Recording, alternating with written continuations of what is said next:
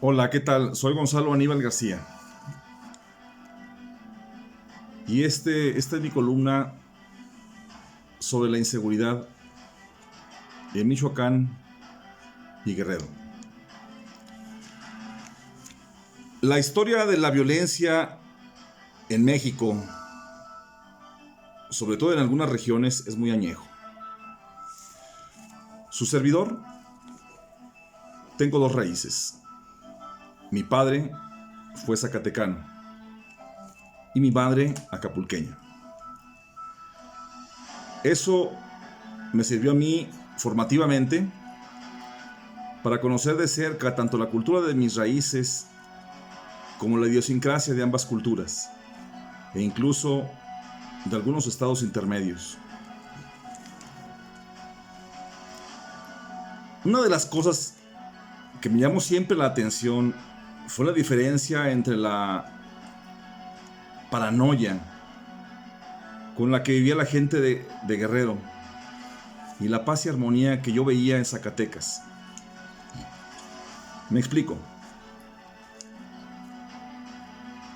Durante nuestras estancias en Acapulco, en las vacaciones de verano y de invierno, me llamaba poderosamente la atención la pistola colgada detrás de la puerta de la casa de mis abuelos,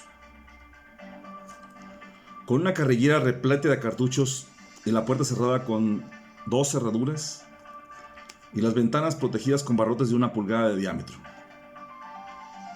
Y por ningún motivo se permitía la entrada a personas ajenas sin vigilancia permanente. A diferencia de lo anterior, la casa de mis abuelos paternos en Ojocaliente, Zacatecas, permanecía con la puerta abierta de par en par durante todo el día y solo se cerraba por las noches, con una pequeña aldaba. Y en cuanto a las personas ajenas a la familia, tenían acceso directo sin restricciones hasta la cocina, lugar preferido por mi abuela, quien de entrada les ofrecía comida en la mesa a cualquiera que llegara, así fuera un vendedor ambulante o un indigente. Otra de mis observaciones fueron las enormes carcajadas que soltó mi padre, repito, zacatecano, cuando alguno de mis tíos acapulqueños, sus cuñados,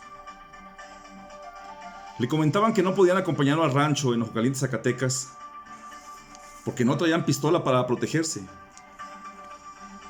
Porque para salir a un rancho en Guerrero implicaba ir armado, mientras en Zacatecas la gente solo se armaba para ir de cacería. Pero mi curiosidad me llevó a pensar que tal vez mi familia acapulqueña era paranoica aún para la gente, para la idiosincrasia guerrerense. Por lo que me puse a investigar desde muy joven el tema de la violencia en Guerrero, pero fuera de mi familia. Lo que me fui encontrando fue formando mi idea de la violencia en aquella región. Muy pronto me enteré de que por todos los pueblos de Guerrero y de Michoacán, sobre todo en la región de Tierra Caliente, había cientos de casos de familias enteras que se habían acabado por riñas entre sí después de un primer homicidio que ineludiblemente era seguido por otro homicidio por la familia afectada previamente. En Guerrero conocí a varios hombres con una mano o sin un brazo, porque lo perdieron en una pelea a machetazos. Mientras que en Zacatecas solo conocí un caso en toda mi vida de ese tipo, en el municipio de Trancoso, Zacatecas. Tal vez fue por esa idea que tiene la gente de aquella región por conceptos como la dignidad, concebida en su cultura, que fue relativamente fácil para Vicente Guerrero reclutar gente decidida tanto en Michoacán como en Guerrero para la lucha armada de la guerra de independencia. Y por esa misma razón, los michoacanos y los guerrerenses se sumaron por miles a la causa revolucionaria de Emiliano Zapata. Por eso seguramente, en 1960, 3,000 campesinos rodearon la presidencia municipal de Cherán, en Michoacán, para obligar a los funcionarios a renunciar, aun cuando las instalaciones estaban protegidas por el ejército mexicano.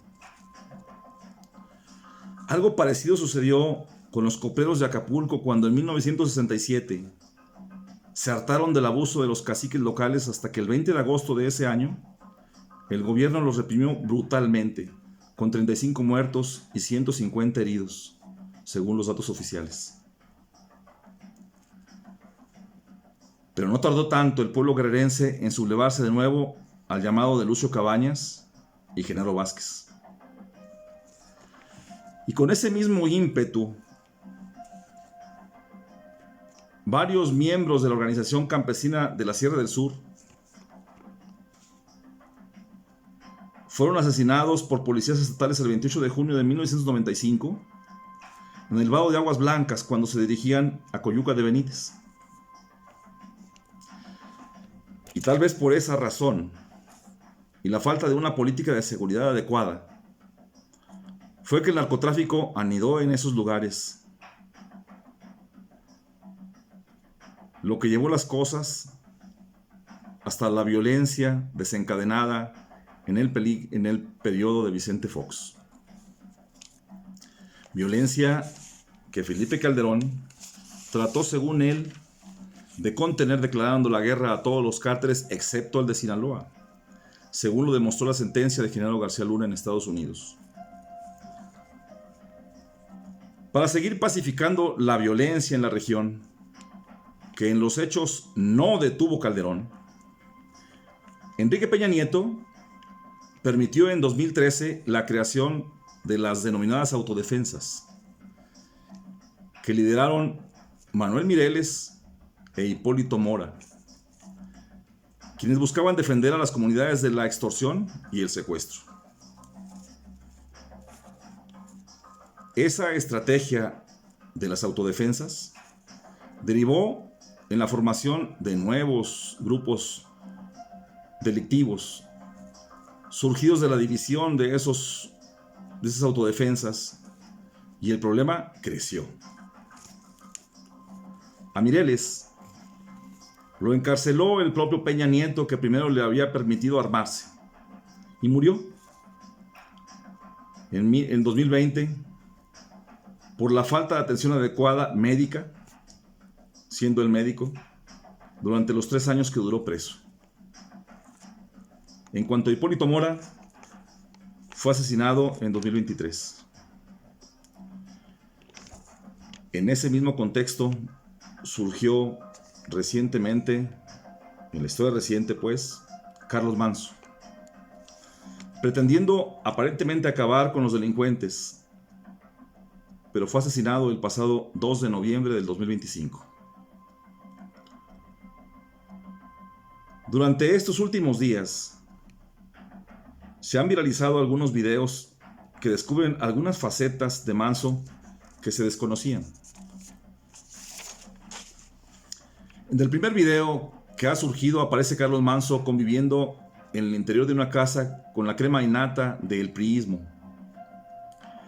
Y en el segundo video que ha surgido aparece Carlos Manzo conviviendo amenamente con gente vinculada a la delincuencia organizada, pero además rodeados de gente fuertemente armada.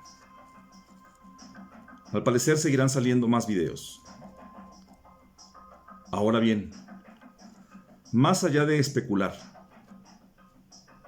y de crear hipótesis, yo considero muy importante y hasta indispensable